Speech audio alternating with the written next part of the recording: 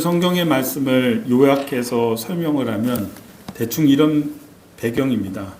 예수님이 십자가를 지기 위해서 마지막으로 올라갔던 예루살렘 길이었습니다.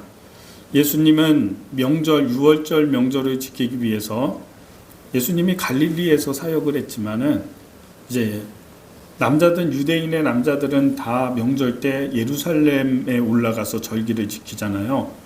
예수님도 예배 없이 예루살렘에 가서 이렇게 머물면서 절기를 지키기 위해서 가셨던 거예요. 예루살렘에는요, 그 안에 성 안에는 이미 사람들이 너무 많아요. 그러니까 예수님은 예루살렘 성전을 찾아서 낮에 사역하시고 사람들에게 가르치시고 병자도 고치고 이렇게 하시다가 저녁이 되면은 예루살렘 성벽에 나와서 베다니라고 하는 마을이 있습니다. 이 베다니에서 주무셨어요. 근데 이 베다니에 나사로와 마리아와 마르다가 사는 집에서 예수님이 항상 거기서 머물면서 식사하시고 그렇게 지내셨던 거예요. 예수님 이 공생의 기간 동안에 예수님이 이렇게 계속해서 3년 동안에 방문을 했다면 거기에 첫째가 나사로, 다음이 마르다, 마리아, 이 남매하고 얼마나 가깝고 끈끈한 관계가 됐겠습니까?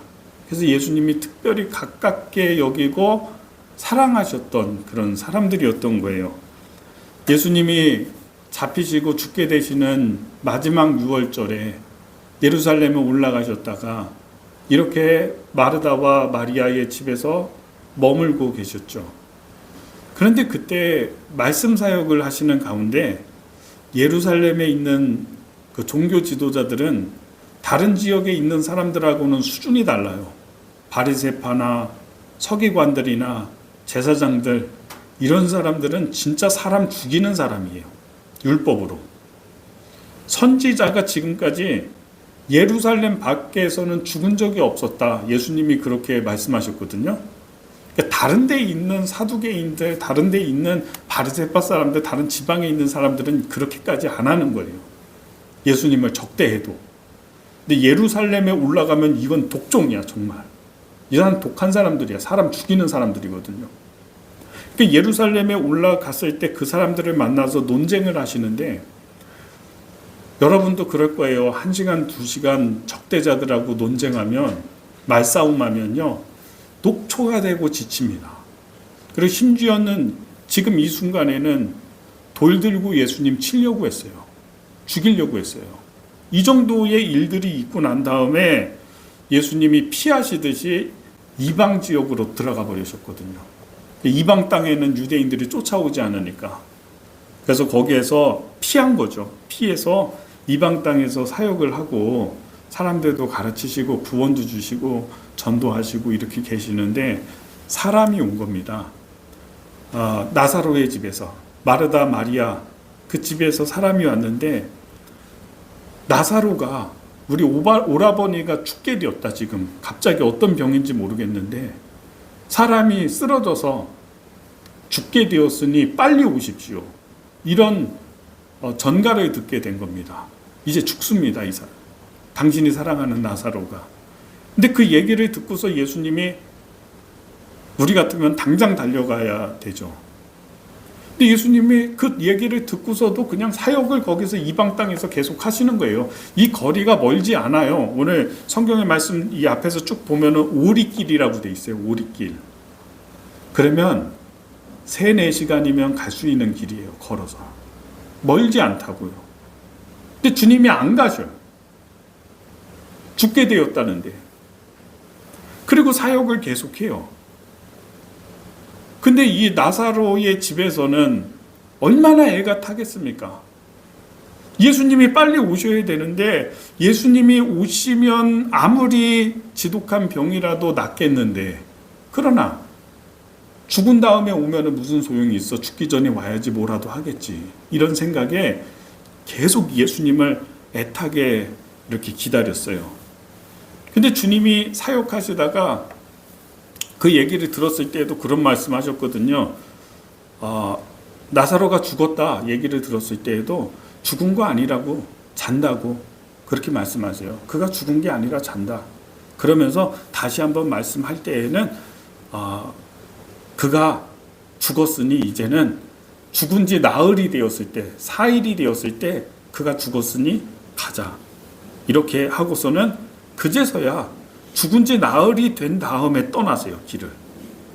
길을 떠나서 나사로의 집을 향해서 가다가 베다니 마을 어귀에서 들어가지 아니하시고 거기에서 멈추는 거예요. 안 들어가. 그게 참 이해가 안 되잖아요. 빨리 가야지. 그러니까 예수님 오셨다는 얘기를 듣고 둘째, 그러니까 마르다는 속히 달려와서 예수님을 영접해요. 근데 마리아는 자기 집에 방 안에 있어요. 그냥. 왜냐하면 이거 삐진 거예요. 속상한 거지.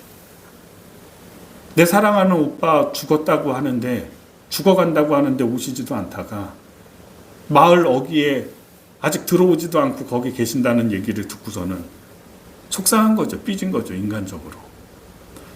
그러지 않나요? 그러지 않나요? 보통은? 근데 그러다가 이 마리아가 무슨 생각이 들었는지 갑자기 일어나가지고 예수님을 영접하러 이제 마을 어귀로 나와가지고 예수님께 엎드려서 하는 이야기가 오늘 성경의 말씀이거든요. 자, 보겠습니다. 32절에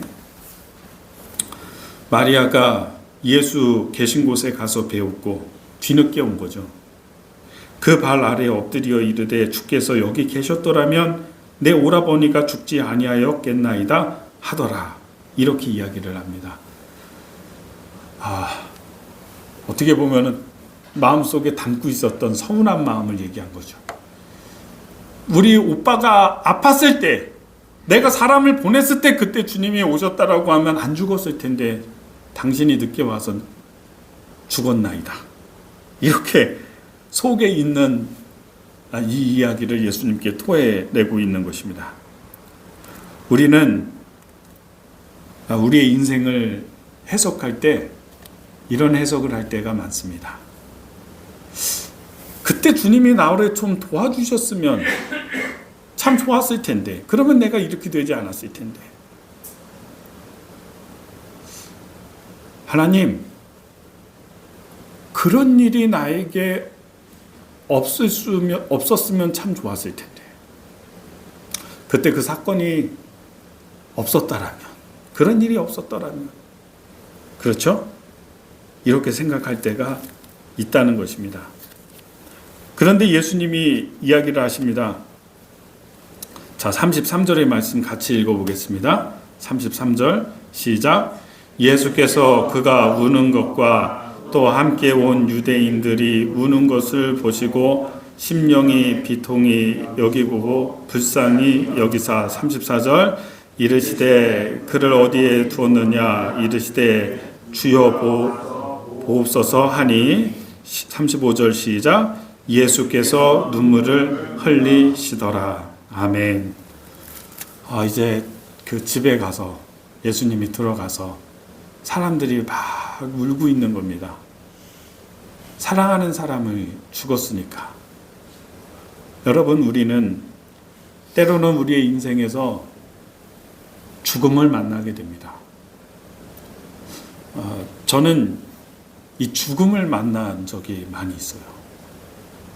장례식장에 가기도 하고요. 성도들이 임종하는 순간을 지켜보면서 죽음을 맞이합니다.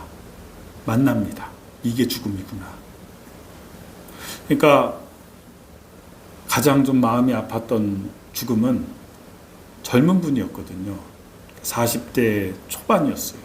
집사님이셨는데 결혼한 지 1년 만에 여자 집사님이 갑자기 쓰러져서 이제 간이 완전히 망가져서 그 수술을 받기에도 어렵고 그런 지경이 돼가지고 갔는데 중환자실에서 얼굴이 새까맣게 돼가지고 인공호흡기를 통해서 강제 호흡을 하고 있고 심장을 강제로 뛰고 호흡을 하고 있더라고요. 혈액을 이렇게 집어넣고 하면 빼내고 하면서 그분을 보는 순간에, 그 상태를 보는 순간에 제가 이 말씀이 떠올랐어요. 이게 죽음이구나. 내가 죽음을 지금 만나고 있구나. 인간의 삶에 죽음이 들어와서 이 죽음을 맞이할 때에는 다른 사람이면 잘 모릅니다. 저 좀 관계가 멀면 편안한 마음으로 장례식에 참여하고 조문도 하지만, 그게 가까운 나의 사람이거나 정말 마음을 많이 쓰고 나눈 사람은 이 죽음의 시간에 대한 것이 굉장히 처절하고요. 눈물이 납니다. 한참 울어도 풀리지 않습니다. 근데 예수님이 지금 이 죽음의 현상을 만나신 거예요. 그리고서 예수님의 반응은 무엇이었냐면, 늦게 왔다, 빨리 왔다, 이게 아니라 예수님의 첫 번째 반응은 눈물을 흘리셨다, 이렇게 되어 있습니다. 불쌍히 여기셨다. 35절에 예수께서 눈물을 흘리시더라, 이렇게 되어 있어요. 여러분, 이게 되게 중요한 본문입니다. 저는 오늘 이것만 가지고서 이야기를 하고 싶어요. 예수님이 눈물을 흘렸다는 사실. 왜 예수님이 눈물을 흘릴까? 하나님이 눈물을 흘린다는 것을 여러분 이해를 하십니까? 하나님이, 전능한 하나님, 천지를 창조하신 하나님, 인간을 창조하신 모든 것을 가능하게 하시는 그 하나님, 왜 눈물을 흘리시는 걸까? 이해가 안 돼요. 예수님은 하나님이시잖아요. 하나님이신 분이 세상에 인간의 모습을 입고서 오신 분이 예수님인데, 그 예수님도 인간의 죽음을 보고서, 사람이 죽는 걸 보고서 너무 슬퍼서 인간의 육체를 입고 있는 예수님의 눈에서 눈물이 막 흘렀대. 그러니까 오늘 이 번역이요, 사실은 정확한 번역이 아니에요. 인간 예수가 눈물 흘리는 거를 좀 완곡하게 표현하는 번역인 것 같아요. 이건 어떤 번역이 맞냐면, 예수님이 우시더라, 이렇게 번역해야 돼요. 우셨다는 거예요. 우셨다. 인간의 죽음 앞에서 우셨다, 이것입니다. 자기 안에서 예수님도 막 서름이 북박쳐 오르고, 나사로와 함께 했던 시간 때문에, 그를 사랑했던 마음 때문에 눈에서 눈물이 흐르셨다, 우셨다. 하나님이요, 천지를 창조하신 하나님이 여러분 때문에 우신다는 얘기예요. 당신 때문에 우신다, 그 하나님은. 왜 예수님이 우셨는지, 오늘 이 눈물 흘리심에 대한 이유를 첫 번째는 사랑하셨기 때문이다 라는 것입니다. 사랑하셨다는 것입니다. 여러분, 하나님의 속성은요, 어떤 걸 제일 많이 우리가 이야기하냐면, 하나님은 전능하신 분이다, 천지를 창조하신 분이다. 오늘도 우리 양성구 권사님과 한예엽 성도님과 예배 전에 이렇게 창조주 하나님에 대한 이야기를 나눴는데, 천지를 창조하신 하나님, 이 모든 것이 하나님으로부터 비롯된 이 전능하신 하나님, 홍해바다를 가르시며 여리고성을 무너뜨리시며 죽은 자를 살리시는 전능하신 하나님이, 그 하나님에 대한 고백은 우리가 많이 하거든요. 근데요, 또 한 가지의 고백이 있습니다. 하나님에 대해서. 사랑의 하나님을 우리는 고백합니다. 독생자 예수님을 보내셔서 우리를 구원하시는 사랑의 하나님. 사랑의 하나님의 속성은 뭐냐면, 그 가운데 이런 모습이 있습니다. 잘 못 들어보셨을 거예요. 하나님은 전능하신 하나님이라는데, 그 하나님이 진짜 무능하신 하나님이세요. 하질 못해요. 능력이 없다니까요. 하나님이 어떤 때는 못해요. 전능하지가 못한 것 같아요. 무력하다고요. 왜냐하면 그분이 사랑의 하나님이시기 때문에 그래요. 이해가 안 됩니다. 하나님이 전능하다고요. 그래서 이 지구의 이 은하계의 태양을 2개, 3개씩 만들 수도 있어요. 그런데 안 하세요. 그렇게 하면 안 되니까. 하나님이 인간을 창조하실 때 아름다운 창조를 했습니다. 인간을 사랑하셨습니다. 그래서 인간을 창조할 때에는 가장 아름다운 존재로 만드셨는데 그 아름다운 존재인 이유가 뭐냐면, 사람이 아름답다라고 하는 이유는 뭐냐면 사람에게 자유의지를 주신 거예요. 자유의지를 주셨어요. 스스로 선택하고 내 인생을 결정하고 내가 판단하고 자율적으로 이 세상에서 선택하면서 살아갈 수 있는 존재로 하나님이 만드셨어요. 그리고 우리에게 그러한 권세를 다 주셨어요. 인간에게 맡기셨어요. 다. 그래서 인간이 선택하잖아요. 사람이 무언가를 결정하잖아요. 그러면 하나님이 어떻게 못해요? 하나님은 여러분이 뭐 하나를 결정하잖아요. 심지어는 나는 하나님 싫습니다, 나는 하나님을 믿지 않겠습니다라고 결정하면은 그 결정을 하나님은 존중할 수밖에 없어요. 왜? 인간을 아름답게 만들었기 때문에. 로봇으로 만들지 않았어요. 도구로, 기계로 만들지 않았어요. 하나님을 사랑할 수밖에 없는 존재로 만들지 않았다라고. 가끔씩 여러분, 우리가 뉴스를 이렇게 들을 때 충격받는 내용이 어떤 거냐면은, 분명히 부모거든요. 분명히 엄마거든요. 근데 이 엄마가 자녀가 어렸을 때부터 학대를 해요. 밥을 안 주고 먹을 걸 안 주고요. 이상한 행동하면 때려요, 막. 그래서 엄마가 너 이거 안 하면은, 이런 행동하지 아니하면 밥 안 줄 거야. 너 이렇게 억지로 특정한 행동을 하게 만들고, 엄마가 그러거든요. 가스라이팅이라고 하죠, 우리가. 구루밍. 그런 행동을 할 수밖에 없는, 요즘에는 뭐 목사도 나오더라고요, 교회도. 청년, 어린애들 구루밍 시켜가지고 계속 세뇌를 시키죠. 너 이렇게 하면 하나님한테 벌 받고, 너 이렇게 하면 이혼당하고, 그래서 넌 이런 행동을 해야 되고, 나의 말에 순종해야 되고, 내 말에 복종해야 되고, 내 말에 복종하는 존재가 로봇처럼 그렇게 만들어버리거든요. 이상한 행동 막 하거든요. 그러니까 하나님은 사람에게 자유의지를 주시고 자기가 스스로 선택할 수 있는 권세와 권위와 모든 것을 주셔서 그게 아름다운 창조예요. 심지어는 하나님을 거절할 수 있는 자유까지 주셨어요. 그래서 어떤 사람이 예수 안 믿겠다고 하면요, 하나님이 억지로 믿게 할 수가 없어요. 그렇기 때문에 그게 아름다운 창조예요. 그 사람을 생각하고 사랑하는 방식이에요.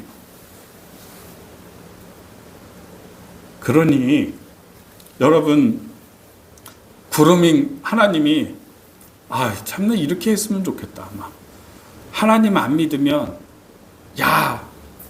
안 좋은 일 생기고, 전도했는데 전도지 막 무시하고, 여러분이 전도를 하는데 저 도무지 막 마음이 안 열리거든요. 어떤 사람 막 오라고 하고 그러는데도 안 하거든요. 막 그냥 답답해 죽겠죠. 그냥 하나님이 저 사람 그냥 안 좋은 일 한 2가지, 3가지만 생기게 하시고, 말씀대로 순종 안 하면은 막 그냥 이상한 일 생기게 하시고, 이렇게 조금만 해주셔도 저 사람 금방 믿고 올 텐데, 그렇게 안 한다니까요.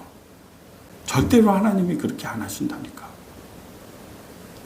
무당은요, 요즘은 뭐 연예인들도 그렇게 연예인 활동하다가 무속의 길로 가더라고요. 무당이 되더라고요. 그 선조 가운데, 조상 가운데 누가 이제 무당이 있었어요. 그 집안에. 대부분 보면 그래요. 무속에 관련된 사람. 그러면 나타나서 귀신이요, 써먹으려고 괴롭히거든요. 신내림 받으라고. 너 신내림 받지 않으면 누가 죽고, 네가 신내림을 회피하면 교통사고 당하고 암 걸리고 괴롭혀요. 실제로 엄청나게 밥도 못 먹게 만들고 잠도 못 자게 만들고 괴롭히거든요. 그러니까 그 사람이 억지로 어쩔 수가 없어요. 버티다가 신내림 받겠다고 나오거든요. 그러거든요. 하나님은 그렇게 안 하세요.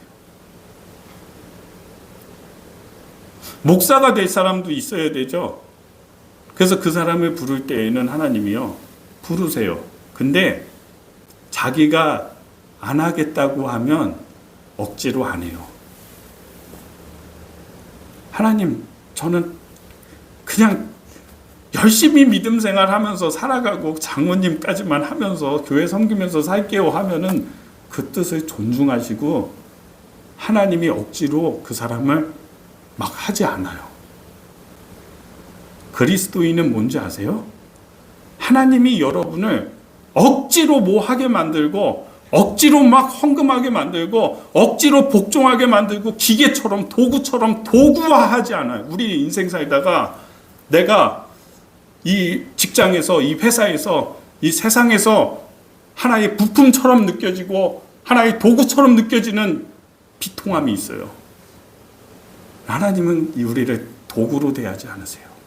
인격으로 대하시고 자유의지를 주시고 선택하게 하세요. 성경에 보면 그래서 답답해 죽어요. 우리가 성경 말씀을 보세요. 아브라함을 부르시죠. 아브라함에게 하나님이 나타나서 약속을 주실 때가 75세죠. 근데 약속하시고 난 다음에 큰 민족 이루게 하겠다고 하셔서 약속의 자녀 처음 주신 게 이삭이 태어난 게 100세잖아요. 25년 동안 하나님은 아브라함의 믿음이 자라지 않으니까, 아브라함의 완전한 믿음으로 성숙하지 못하니까 25년 동안 억지로 하지 아니하시고 그의 인생을 계속 이끌어 주시는 거예요. 그가 잘못된 길로 갈 때, 애굽으로 갈 때 하나님이 막질 않으세요. 그러나 그가 어려움에 빠졌을 땐 하나님이 개입하셔서 이끌어 주세요. 그러면서 약속의 길로 갈 수 있도록 오래도록 기다리세요. 자, 보십시오. 아브라함에게 말씀하신 게 아브라함 75세 때 말씀하시고 아브라함 죽고 이삭, 그 다음에 야곱 지나서 정말 그 약속의 땅을 받게 되는, 가나안 땅을 받게 되는 그때가 얼마나 걸렸습니까? 430년 이상이 걸렸어요. 진짜 하나님이 만약에 그 이스라엘 사람들을 기계로 다뤘다면, 자유의지며 뭐며 이걸 다 무시하고 억지로 막 하나님의 불도저처럼 밀고 나갔다고 한다면은요, 어떤 일이 일어났겠습니까? 금방 했겠죠, 금방. 그러나 그렇게 하면 인격이 무너지고요, 사람이 망가지고요, 하나님의 창조의 섭리가 깨지게 됩니다. 사람을 사랑하시는 자유의지를 주시는 이 하나님의 창조의 섭리가 깨지는 겁니다. 여러분은 이 세상을 보면서 하나님은 뭐 하시나? 전쟁이 나서 저렇게 많은 사람들이 죽어가는 때에 하나님은 뭐 하시나? 가난한 사람들이 핍박을 받는 이 시대 가운데, 억울한 일이 넘쳐나는 이 시대 가운데 하나님은 뭐 하시나? 답답해 죽겠죠. 내가 하나님 하면 더 좋겠다고 그냥 막 밀고 붙이고 밀어붙이고 인격이고 뭐고 그냥 막 해가지고 해버리면 되지. 근데 그렇게 하는 순간에 한 사람 한 사람의 자유의지와 자기가 선택해서 가는 아름다운 창조가 훼손되는 겁니다. 그래서 하나님이 이렇게 일하시는 거예요. 죽음 앞에서도 사랑하시기 때문에 그런 거예요. 그분이 사랑의 하나님이시기 때문에. 그래서 하나님은 하나님이 원하는 게 있어도 하나님 난 그냥 이렇게 할래요, 그러죠. 일단 다른 사람 얘기할 것도 없이 내 앞에서 하나님이 얼마나 무능한지를 보십시오. 내가 고집을 피우면서 나는 안 믿겠다고, 나는 못 믿겠다고, 내가 그냥 난 이대로 그냥 해버리겠다고, 이게 좋다고 하는 순간 하나님이 여러분에게 어떻게 하십니까? 존중하시잖아요. 당신의 선택을. 그래서 당신 앞에서 하나님은 무능하잖아요. 나 하나 바꾸지 못하는 하나님이잖아요. 그래서 하나님은 전능하신 하나님이시면서 나를 존중하시고 자율성을 존중하시고 내 선택을 자유의지를 주신 하나님의 창조의 질서를 끝까지 지키시는 하나님이세요. 아름다운 분이세요. 그래야지 당신이 아름다운 존재인 거예요. 오늘 예수님은 이런 인간 세계에 있는 사람들의 사랑하는 사람의 죽음 앞에서 주님은 눈물을 흘리셨습니다. 왜냐하면 사랑의 하나님이시기 때문에, 사랑하시기 때문에. 두 번째, 예수님이 눈물을 흘리신 이유는 무엇일까요? 그것은 바로 예수님이 사람이시기 때문에 그렇습니다. 참 사람이시기 때문에. 예수님은 그래서 하나님, 우리는 그런 생각해요. 하나님이 뭘 아시냐고. 이렇게 연약하고 힘들고 이렇게 부족한 인간에 대해서 하나님이 아실까 과연? 인간이 되셨기 때문에 인간의 육체의 현상과 이 모든 것을 감정과 이런 상황에서 일어나는 감정을 주님이 경험을 다 해보셨잖아요. 죽음을 보고, 사랑하는 사람의 죽음을 보고 눈물을 흘리셨다. 이 본문은요, 그래서 눈물을 흘리신 이 모습은요, 하나님이신 예수님이 사람이라는 뜻을 얘기하는 거예요. 우리를 이해하신다는 거예요. 다 여러분의 연약함과 상처와 아픔을 이해하시는 하나님이시다라고 하는 것을 우리가 깨닫게 되는 것입니다. 여러분이 가장 아팠던 순간을 하나님은 아십니다. 여러분이 어떤 걸 잘 해내지 못해서 자기 자신에 대해서 미워하고 이렇게 했던 막 그런 시간들, 인간의 연약함을 다 경험해 보셨습니다. 그래서 하나님이요 아세요. 그리고 오늘 성경의 말씀처럼 불쌍히 여기사 눈물 흘리셨다, 이렇게 말씀하고 계시는 것입니다. 마지막으로 눈물을 흘리신 이유는요, 사람이 가치가 있기 때문에 눈물을 흘리셨습니다.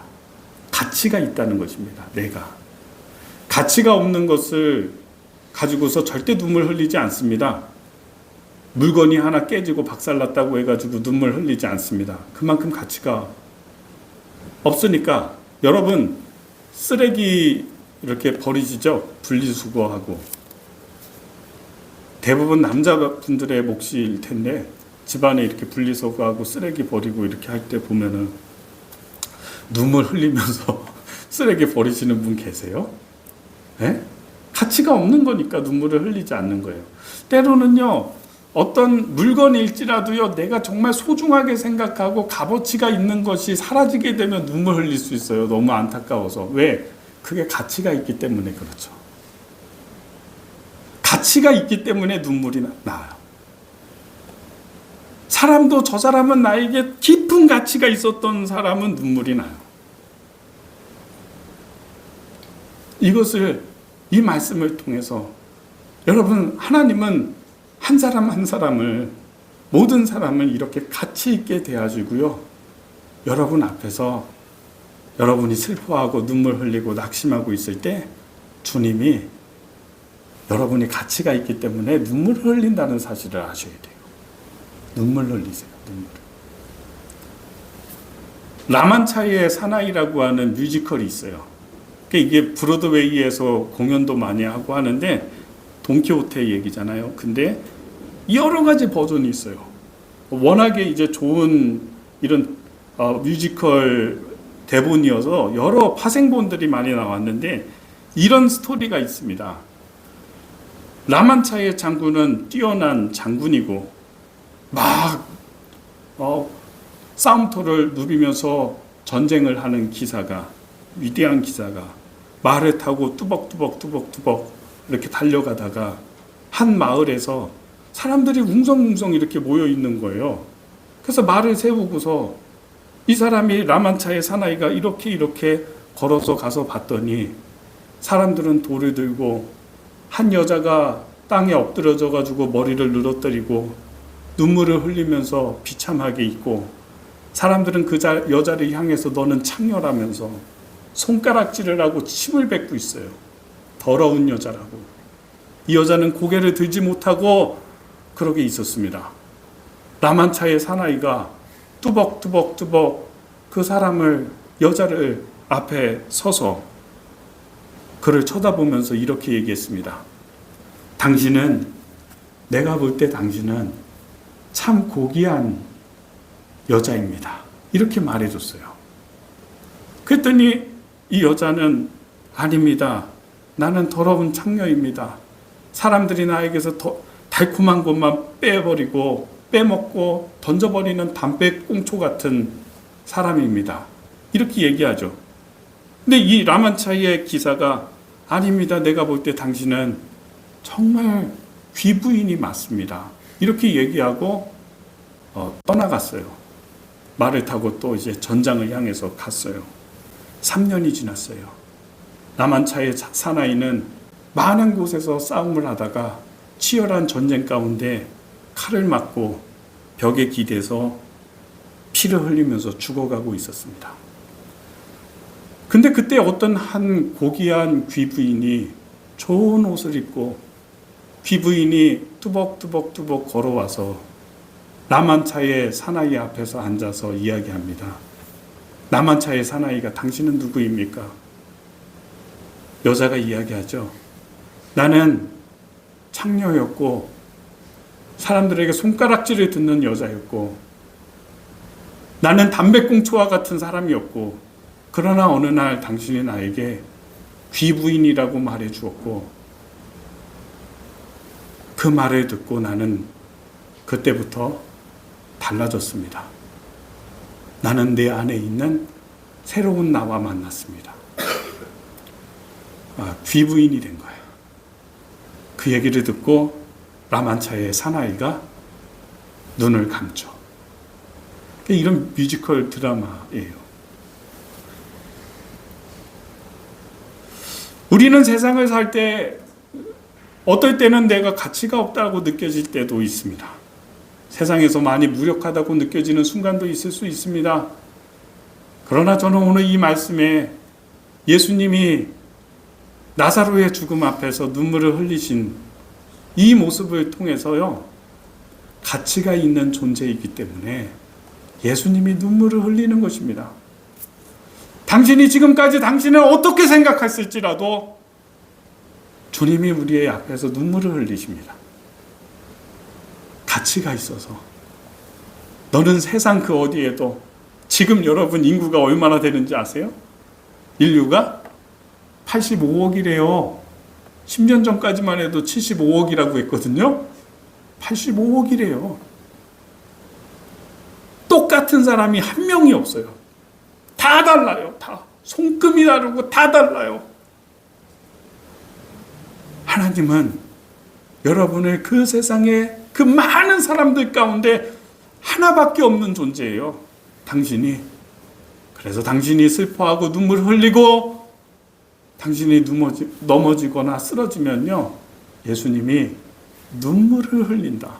하나님이 눈물을 흘리신다는 사실을 깨닫게 되기를 바랍니다. 사랑하십니다. 왜 예수님이 눈물을 흘렸을까? 첫 번째는 사랑하기 때문에. 두 번째는 예수님이 참 인간이시기 때문에.